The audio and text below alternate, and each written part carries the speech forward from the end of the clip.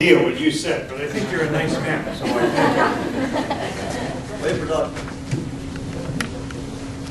我也不知道查尔斯说的什么，但是我知道查尔斯是一个很好的人。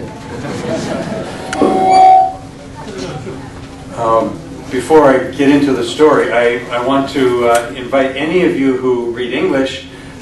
There's a newsletter that the leadership team of Lincoln Road Chapel has written, and you can pick this up from the visitor center downstairs. 在我们正式开始讲道之前，我想跟大家说一下，我们有一个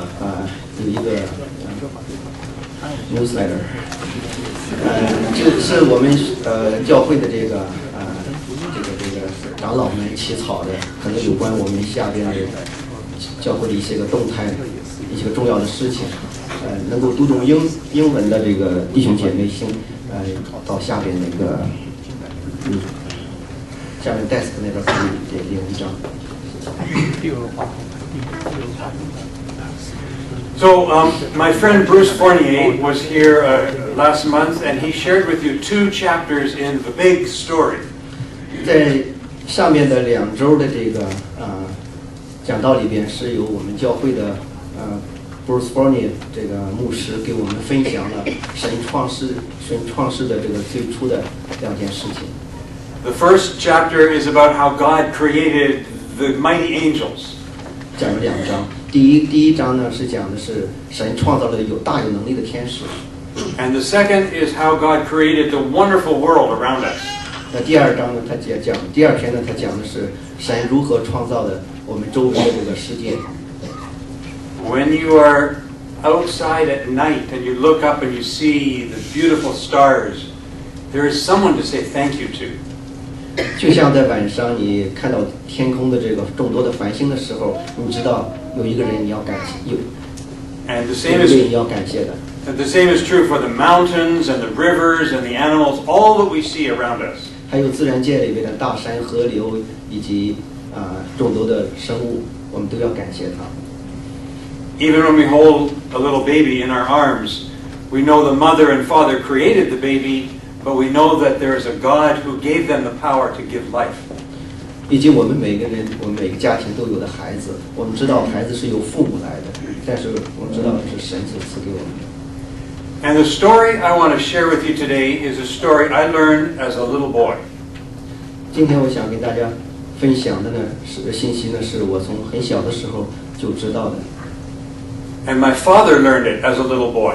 那这个故事呢，也是在我的父亲很小的年幼的时候就听说过了。And my grandfather learned it as a little boy. 那我爷爷也是在很小的时候就听说过。So I have many generations of knowing about this story. 在我的家族里边有很多的代，都听到这个故事。But some of you have not heard this story before. 但是可能我们在座的人里边，可能还从来没听说过这个故事。But it's the story that comes from the very beginning of the Bible. 而这个故事呢，就来自我们圣经的非常前面的几个章节。So if you want to understand life with Jesus, you need to know this background story. 如果你想对耶稣基督以及他的生平有所了解的话，你就应当对创世纪所发生的这几件事情要有一个了解。The story says that when God created the world, He planted a special garden. 这个故事是说，当神创造天地以后，他在一个地方设立了一个园子。And He put the man and the woman in the garden. 他造了一男一女，然后把他们呢放在这个园子当中。It was a place of beauty and of joy. 这个园子里边，这个园子是非常的美好，也充满了欢乐。It must have been quite warm because Adam and Eve had no clothes and they weren't cold. 那个时候有可能这个气候应该是很温暖的，因为他们那个时候都没有穿衣服。But the trees in the garden had lots of good fruit on them. 那园子中的树木结了各种各样的果子供他们食用。And this tells us 2 important things about the garden. 那我们从中我们可以看出来有2件事情对于这个园子很重要的。It met their needs physically because there was food to eat and it was tasty. 因为园子里边的各种各样的食物供给了他们这个肉体的需求，食物的需求。And it was also a place of beauty, and we love beauty in our heart, in our soul, inside us. 园子看起来也是非常的美好，这样也满足了我们内心的这种对美的这种享受，这种追求。And this morning I want to tell you what happened in that garden. 那我今天要和大家分享的是这个园子里边后来又发生了什么。And if my translator goes fast enough, there will be time for you to ask questions afterwards. 如果我们讲的和翻的都比较快的话，那最后可能还有一点时间供大家来提问。I want you to ask questions afterwards because I would rather answer your questions than just talk about what I want to say. 我愿意有时间能够最后有点大家和大家一起有一个问答的时间，这样呢总比我自己一个人在这儿自己这么谈好一些。The Bible says that in the middle of the garden there were 2 trees. 圣经说，在这个园子的中央有2棵树， There was the tree of life 有一棵树是生命树，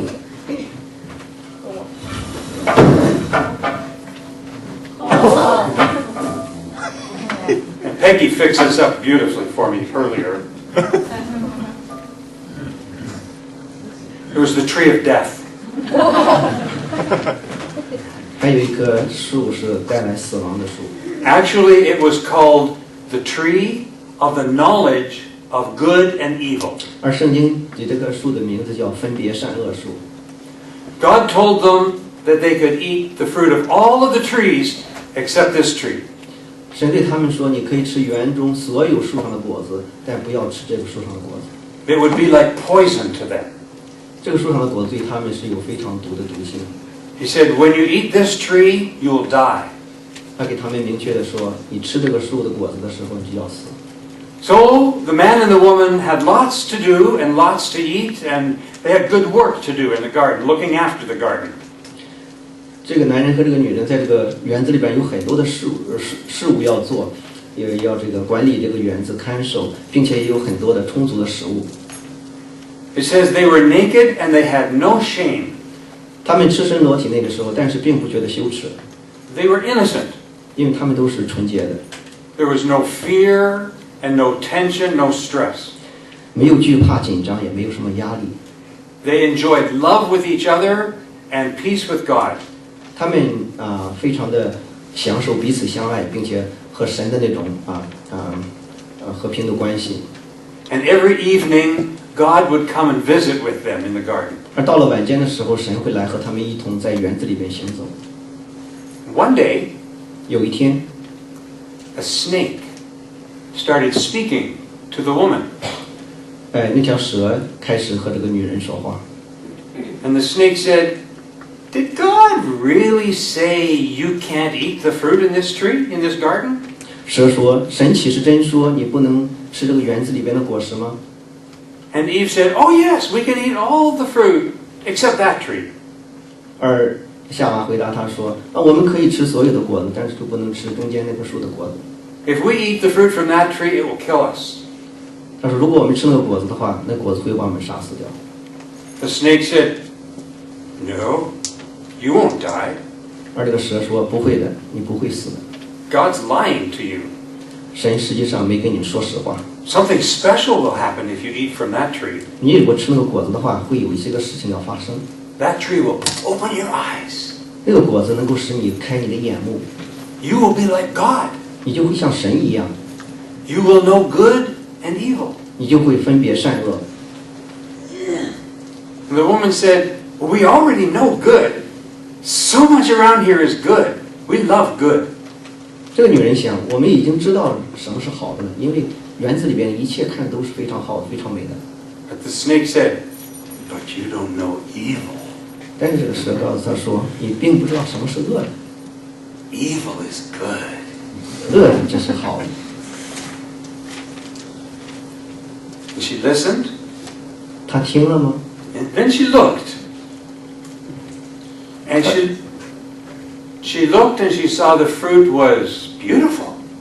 女人听了蛇的话，就开始看这个琢磨这个树上的果子，看着眼睛也是非常的舒服， And that it was tasty.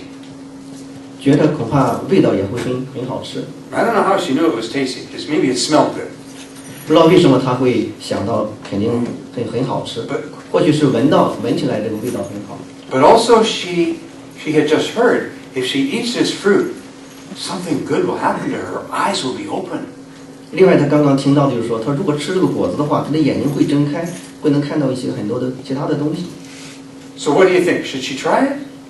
你会怎么想呢？他要不要试一下呢？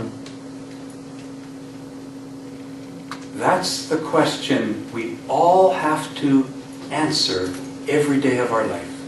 这就是一个我们每天必须要回答的一个问题。Will I do the thing that I'm attracted to, but maybe it's not so good? 每天我们都会遇到一些事情，对我们有很大的引力，但是我们内心知道那件事情是不对的。Well, the Bible doesn't tell us that Eve even debated in her mind. It just says she took it, and she ate it, and she gave it to her husband, and he ate it. 圣经并没有说，夏娃是不是经过了这个内心的这种思想的斗争？圣经只是说，听了蛇的话以后，她就把这个果子拿下来自己吃了，并且把这个果子给她的丈夫亚当吃了。And the unexpected thing happened. 下面发生的事情就超乎了预料， They did not drop dead. 他们并没有马上死去， Their eyes were open, 他们的眼睛真的是开了。 and they saw that they were naked. 首先发现的是他们赤身裸体， And they thought, where can I hide? 他们马上就躲了起来。 So they took leaves from the tree and they kind of put it around them and tied the vines together and made kind of makeshift clothes. 圣经说他们就用无花果的叶子，做了裙子，把自己包裹起来。 I don't know why they were ashamed. They were husband and wife. 我不理解他们为什么相互觉得羞耻，因为他们毕竟是先生和丈夫妻子。 But it actually shows us that the shame was the first part of dying on the inside. 其实我们在这儿可以看到，这个羞耻实际上是死亡的第一个阶段。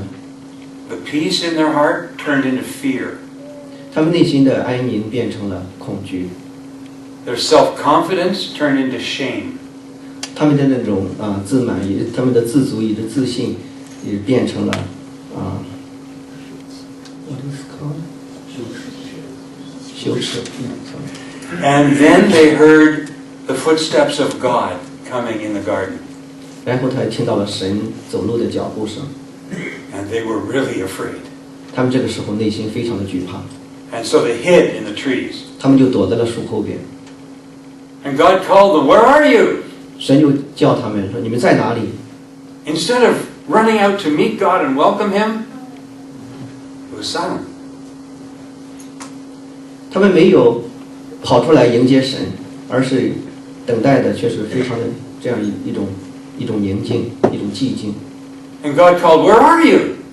神在呼唤他们说：“你们在哪里 Do you think maybe God couldn't find them?？” 你以为神是没有看到他们？ I think God knew exactly where they were. 我想神是知道他们在哪里的。 But God called the question out so they would know He wanted to find them. 神之所以这样呼召他们、招呼他们，实际上是让他们知道神正在找他们。 God calls the same question to all of us. 神其实每天，其实现在也对我们每个人有这样的呼召。 He says, where are you? 说你在哪里？ And we all have our own answers. 我们每个人可能都有我们自己的答案。 I'm busy with my job. 我现在工作很忙， I'm busy with my family. 我的家务事很多， I'm ashamed of myself. I don't want to talk to you, God. 我觉得我很羞愧，神的，我真的不愿意到你的面前来。 I can't hear you. I'm looking for God. 我听不见，我现在正在找神呢。 I'm trying to become famous. 我想更加有名， I'm trying to become rich. 更加富有。 I'm escaping from my parents. 我正在躲避我的父母， I'm hiding from the government. 我们正在躲避这个政府的追寻。 I'm burying myself in my studies. 我在忙于我的学业， I don't want to think about the fact that my husband doesn't love me. 我根本就不愿意想我的先生是不是爱我。 I'm hiding in pornography because my wife doesn't love me. 我沉湎于色情当中，因为我的太太不爱我。We're all hiding. 我们每个人都在躲藏， We're afraid someone is going to find us. 我们害怕有人会发现我们，找到我们， And they'll strip off the false cover that we're protecting ourselves with. 我们害怕那些个人会找到我们，并且撕扯下那些个我们以为存在的那些个遮羞的， This is so true to human nature. 就把我们完全的暴露出来，而这是我们人本性里边有与生俱来的一些东西。 So Adam and Eve called from the bushes, we're in the trees because we're afraid. 而亚当和夏娃在这个灌木丛中就说我们在后边躲着呢，因为我们害怕，听到你来了就害怕了。 And God said, why are you afraid? Did you eat from that poison tree? 神说你们为什么害怕呢？你是不是吃了我园子当中我跟你说的不能吃的那个树的果子呢？ Of course, God knew they ate from that tree, but He wanted them to make the connection between the fear and the disobedience.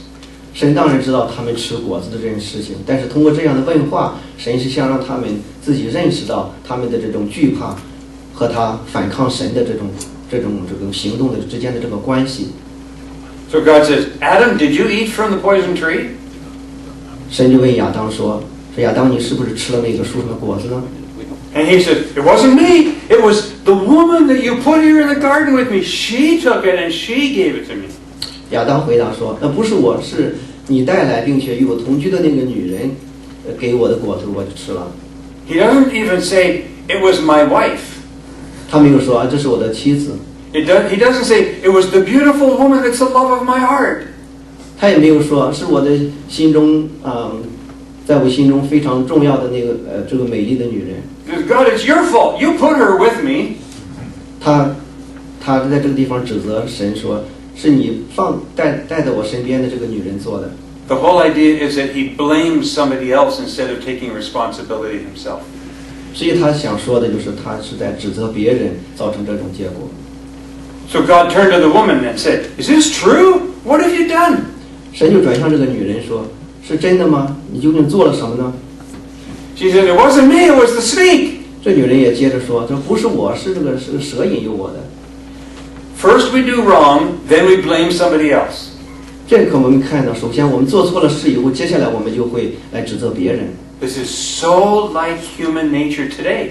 所以我们直到如今，我们的人的本性里面也是如此。 And do you notice what's happened? They went from love and unity to blaming and finding fault with other people. 你知道，我们可以看到他们从这个从爱与合一这个关系里边，就变成了一种相互指责这样的一种关系了。 From love and unity to fear and separation. 从爱与合一变成了一种分离与惧怕的这种一种关系。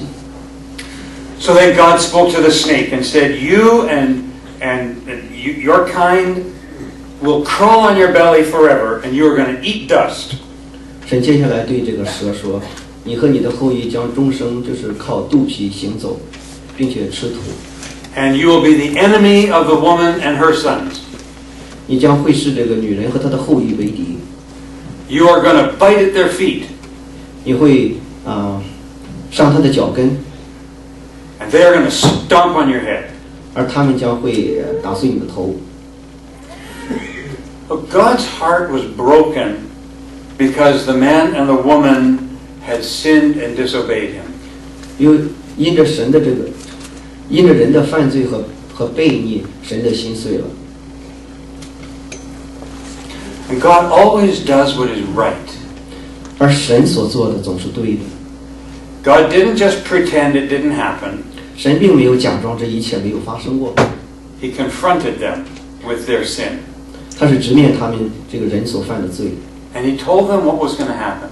并且明确地告诉他们后面会发生什么事情。 The shame and the fear they felt was just the beginning of their troubles. 他们所经历的这种惧怕与羞耻，实际上只是他们这个死亡过程刚刚开始而已。 There would be deep struggles in every area of their life. 他们的生活当中将会发生各种各样的灾难和困苦， The woman would have sharp pains in giving birth. 而女人在生产的时候将经历剧痛， The man would have frustration working to grow things in the earth. 男人必须汗流满面劳苦才能够从地里得吃的。 As husband and wife, they would struggle for control in their marriage. 而先生和妻子之间也是相互打斗来控制他们这个关系。 And one day, they will run out of breath and they will die. 而终有一天他们会呼出他们最后的一口气，进入死亡。 That's a lot of bad news. 这真是太多这种坏的消息了。 But God still loved the man and woman. 但神仍然爱他们。 And He made clothes for them to cover their nakedness because they couldn't be open with each other anymore.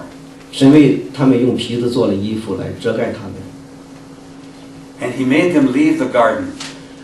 神然后又他们打发他们离开了那个园子， The garden was God's holy garden. 因为这个园子里边是神圣洁的一个园子。 And God stationed large angels in front of the garden 神又派了天使来看守那个返回园子的那条路， with a flashing sword going every way so that they couldn't come back into the garden. 并且用这个四面转动发光的剑来看守所有通向园子的道路。 In the garden was this other tree, the tree of life. 因为在园子里边还有一棵树，中央还有一棵树就是生命树， But they had chosen death. 但是他们却选择了那个分别善恶树。 But one day God was going to open up the way to come back to the tree of life. 而有一天，神会重新打开那个门，使人能够有机会接触到这个生命树。 And the way back to the tree of life is the other tree we have here on the platform. 而那个能够使人回到这个生命树的那条路，实际上就是我们今天要在这个。 I know what you're thinking. There's only 2 trees up here. 我们知道的是，在园子里边有2棵树， But there is a third tree. 但是呢，还有一棵树。 Anybody see the third tree? 那棵树你们知道在什么地方呢？ This one here. 就是那个主耶稣被钉的十字架。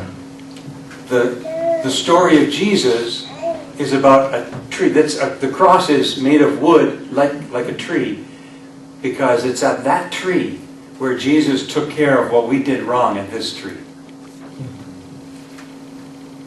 I didn't give you that one. I'm sorry. This is all. 主耶稣所钉的那个十字架，在圣经里面有的说，也说就是主是被挂在树上，那肯定是一个木头做的。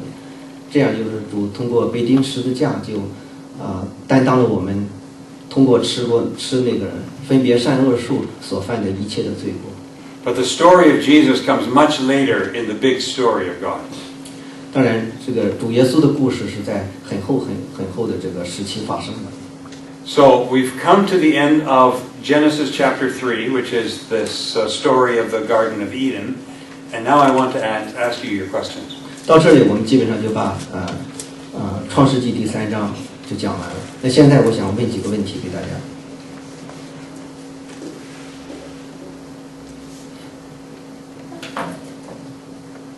这里有没有问题？ No questions. We're perfectly plain. You must have done some good speaking between what I said.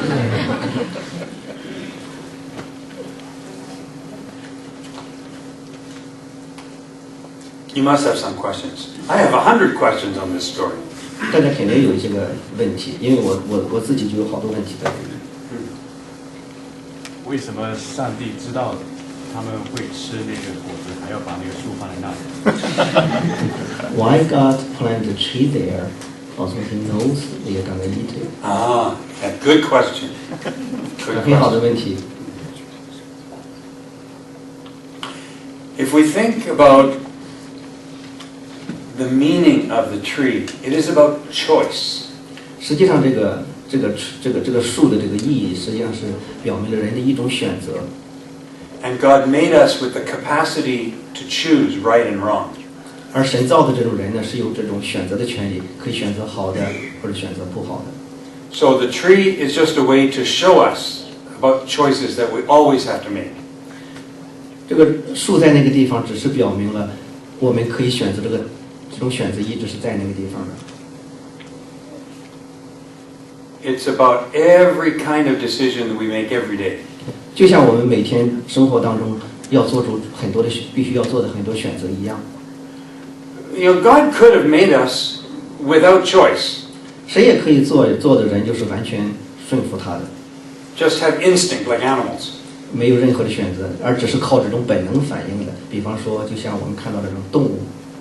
But the fact that we have the ability to make moral choice, that's what the tree is all about. 而人呢，神却造的人呢，是具有能够在这个道德的价值观上能够做出选择的这种。So the tree really is a symbol of our spiritual capacity. 而神只是我们这种我们人的这种内心具有道德选择的这样的一种象征。Does that help? 让答案回答你的问题了吗？ Good. If the garden is like God's holy area, then where did the snake come from? 如果这个园子是神的一个圣洁的园子，而这个蛇是怎么进去的呢？从哪儿来的呢？ Yeah, that's a good question. 这是个很好的问题。The first part of the answer is the Bible doesn't tell us. 第一部分一个问题的第一部分，答案是圣经并没有说这个蛇是从哪儿来的。As we read more of the rest of the big story in the Bible, we hear more and more about an enemy of God. 当我们对圣经越来越多的读的时候，我们就对这个神的这个敌人呢了解的也就越来越多了。It seems perhaps that one of the beautiful angels that God made turned in rebellion against God. 而圣经上是说，是神做的那个神所创造的最美丽的天使，他反叛神。And he becomes like a terrorist against the work of God. 而就像一个恐怖分子来反抗神的这个创造一样。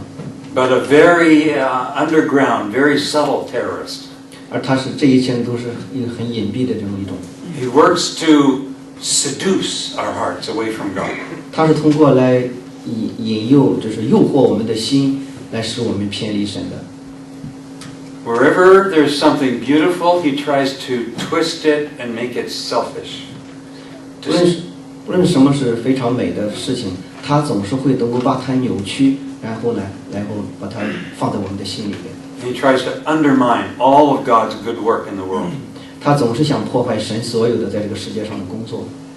And apparently God could just stomp the snake and remove all evil from the universe. 神真的是有能力能够把他的仇敌一下子就给消灭掉，从整个的宇宙里边完全的清除掉。 But God allows evil to be in our world. 但神呢，允许在我们的周围存在这种邪恶的事情。 It's like it's the underside of all that is good that God creates has an underside. 这就像是神所创造的一切都是美好的， There's light and there's darkness. 但是呢，就说还有另外一方面所对应的，就说既有白天，像有晚上。 The fact that we have love, we can give that love to other people or we can give it to ourselves. 就像我们人都有这种爱的能力，我们可以选择把这个爱施给别人，也可以选择呢，就是光爱我自己。 The freedom to do one thing means that there's an opportunity to use it badly. 就人能够做选择的这个能力，这个事实就给人有了这种，就是说用这种权利而做坏事的这种可能。 That's a big mystery. The question you've asked is really a mystery. 实际上这个问题也在圣经里边也是一个非常隐秘的事情。 But it's just like the mystery of the cross. 就像这个十字架是一个非常隐秘的事情、奥秘的事情一样。 How can a perfect God allow his perfect son to have such injustice done to him? 我们有时候真的是不理解，就是说这样一个全能、全善的一个神，为什么允许他的这个全善全能的儿子来被这个人所虐待，并且被钉在十字架上面？ Maybe one other thing I'll say, and that is that even when we try to live as perfectly as we can, we still find we have selfishness in our hearts. Maybe that's like the snake is in God's beautiful garden. 或许我们可以这样说，尽管我们心里边有一个向善的这个能力，我们觉得我们内心非常的纯洁，但是内心里边某一个角落里边总有一点那个不纯洁的地方，那就像可以，就像刚才这个问题里边所说的，在这个圣洁的园子里边，确实有一条蛇。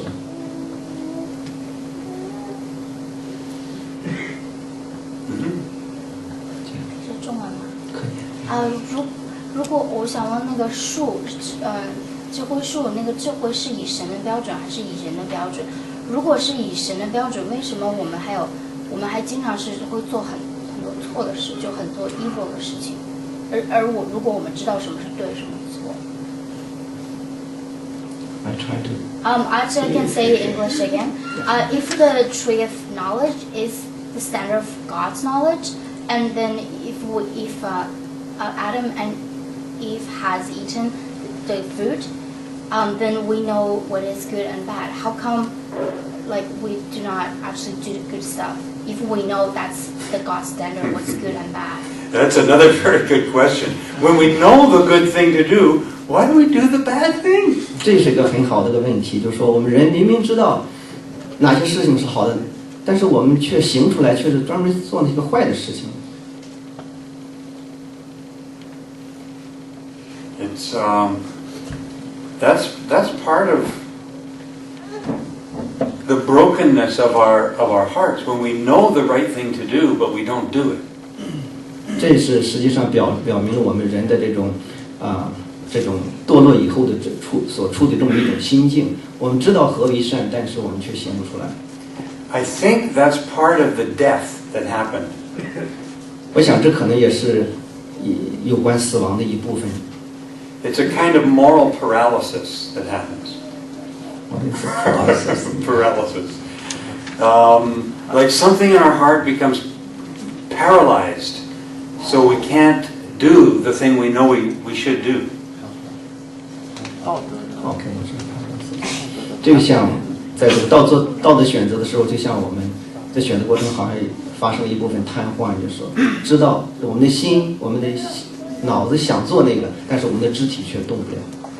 So when the story says their eyes were open, they knew about evil, they knew the pain that comes from evil, but they didn't have the power to do the good thing. 当他们眼睛开了以后，他们知道了何为恶，他们也知道这个恶所带来的这个恶果、这个痛苦，但是呢，他们内心却没有力量能够战胜这个恶，能够制止它。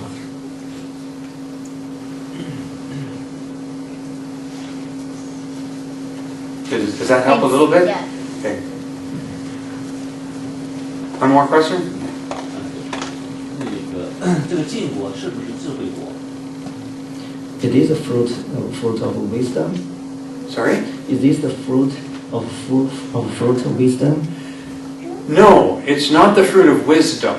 不是的， It's the fruit of, it says, the knowledge of good and evil. Or if you like to experience, it's an experience that they had that was a kind of, it was the opposite of wisdom.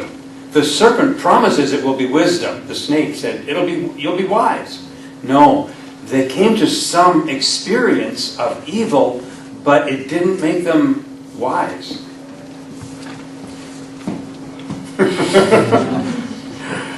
I don't know how else to say this. 不是的，这个蛇好像诱惑这个人，告诉他们说你吃了以后就会像神变得像神，好像有更多的智慧，而实际上却是相反的。There's a whole book of the Bible called the Book of Proverbs, and it talks about wisdom. 也在圣经里边有整个的一本书是谈这个有人的智慧的，这就是箴言。And it says the first principle of wisdom is to obey God.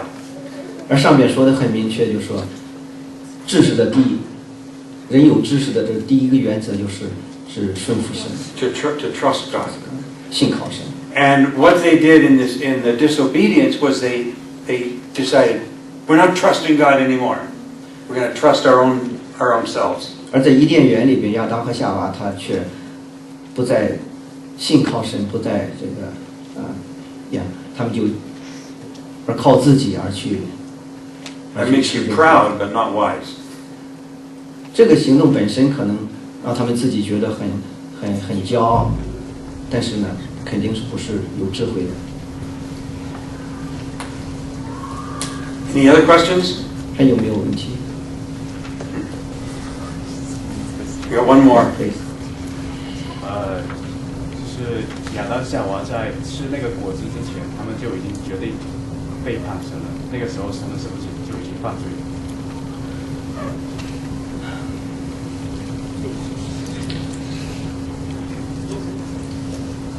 You know, before we ate the fruit, when they decided to eat the fruit, does that mean they already sinned before we eat it? That means the division of the mental activity and the actual action. Yeah, that's a good question. The way I think of answering this is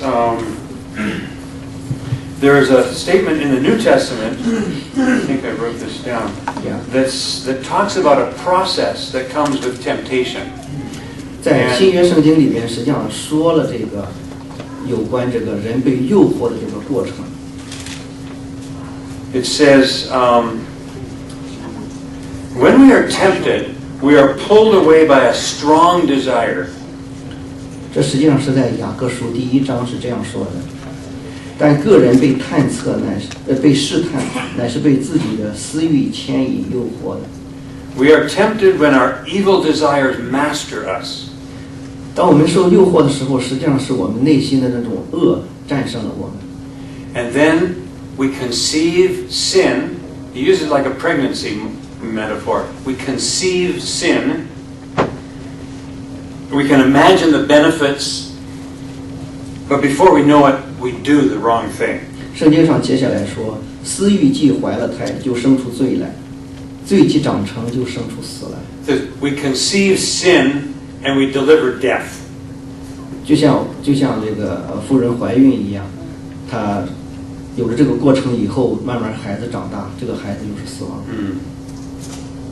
So the thought of the sin is not sin itself. 这个犯罪的这个念头不是这个罪本身。 When I was a teenager, I had real trouble with this idea.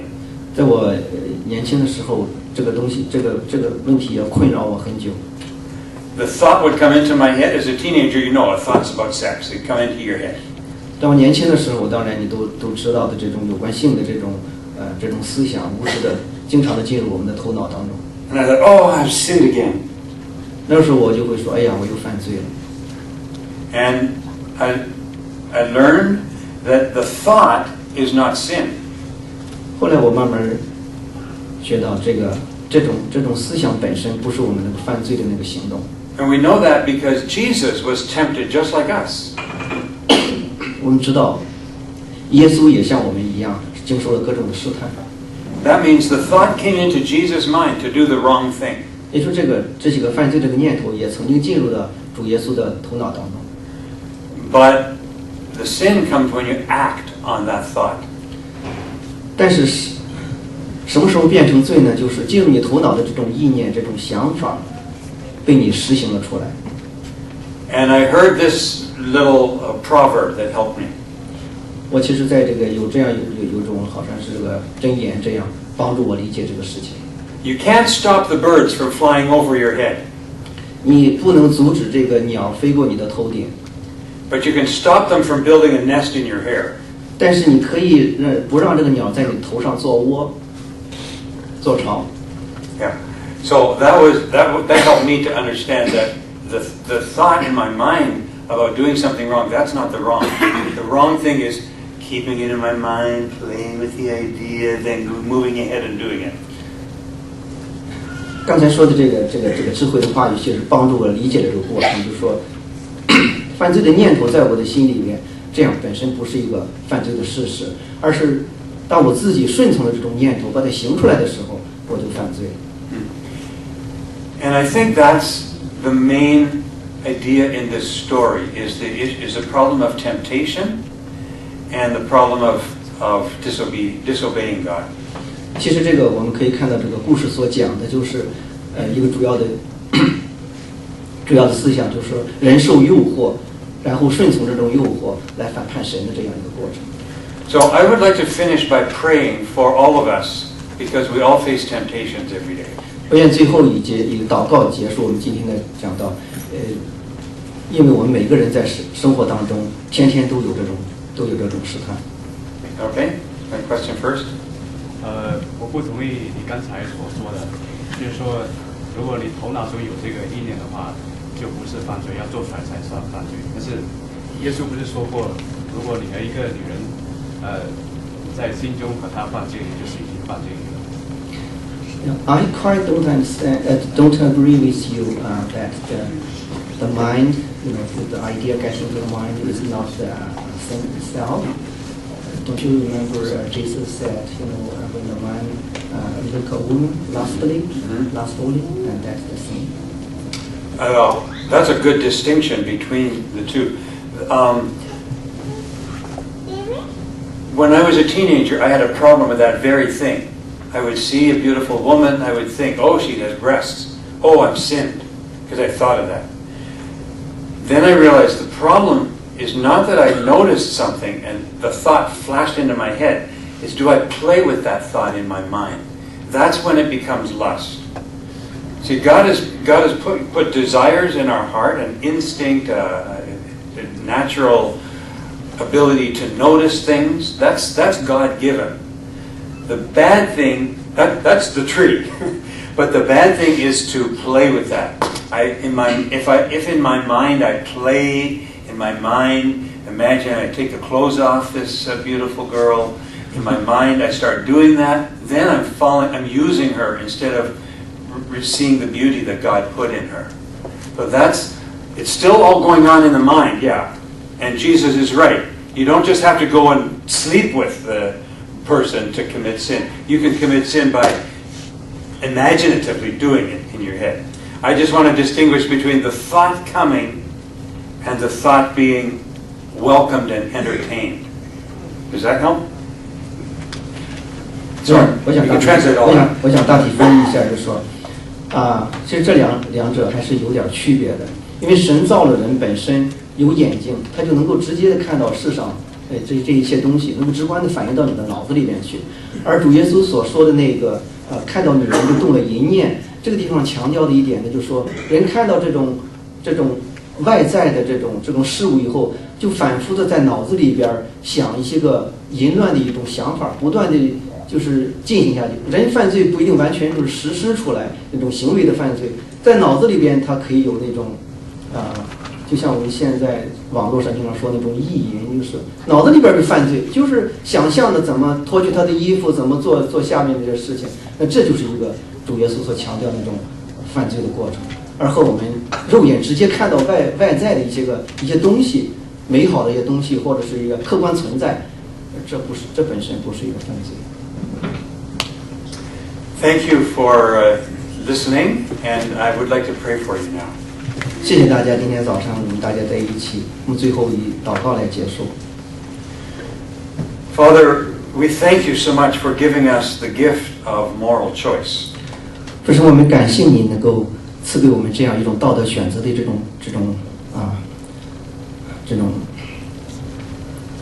It is a great gift, but sometimes we struggle with how we act with it. 这个礼物真的是一个非常非常好的一件礼物，但是我们生活当中有很多的选择，我必须面对。Father, I pray for each one of us in this room today. 父神，我今天为所有的在下边做的每一个会众献上我的祷告。We all have our own temptations. 我们每个人都有自己的生活当中都有面对诱惑。You know the special pressures that each one has. 你都知道我们每个人所要面对的。Father, I pray that you will give to us the power to choose the right thing. 父神，我们在这里祈求你给我们每个人有这种能力做出正确的选择。I pray, Lord, for those who are tempted with anger. 是我们在这里祈求，有些个人是面对的那种生气、发怒的这种。That you will give them your peace. 当他们要发怒的时候，父神你赐给他们平安。Those who are tempted with lust. 而有些人呢，面对的这种情欲的诱惑， Pornography. 或者色情的东西， And that you will give them a desire for purity. 父神你就赐给他们那么渴慕纯洁的一颗心。 Those who are tempted so deeply to worry. 而父神对于那些个真是陷于这种这种担忧的，每天这种担忧，这种出不来的这种境界的人呢，父神， That you will teach them to trust you. 就是让他们能够转而信靠你。 And Lord, thank you for the gift of forgiveness from Jesus. 父神，我们也为从主而来的你对我们的赦免来献上我们的感恩。 That when we fail in our sin and we feel ashamed, there is the gift of your grace. 是每当我们犯错、我们跌倒的时候，我们都知道有主在那里，我们父神，我们都能够得到赦免。 We sang earlier about the gift of your faithfulness and the pardon for sin. 你知道主随着主而赐给我们的，给我们的信心，以及由主而再带给我们的赦免。 So thank you that you are always present to do us good. 我们知道神你一直在那里，一直在那里这样看顾我们，为做好的事情、对的事情。 And as we go from here, Lord, help us to enjoy the fellowship of one another, encouragement of one another. 今天我们下面离开这个地方的时候，父神呢，你继续鼓励我们弟兄姐妹有好的交通。 We pray in Jesus' name. Amen. 祷告奉主耶稣基督的名。 Amen. Thank you. Thank you so much. It's a hard job you had to translate.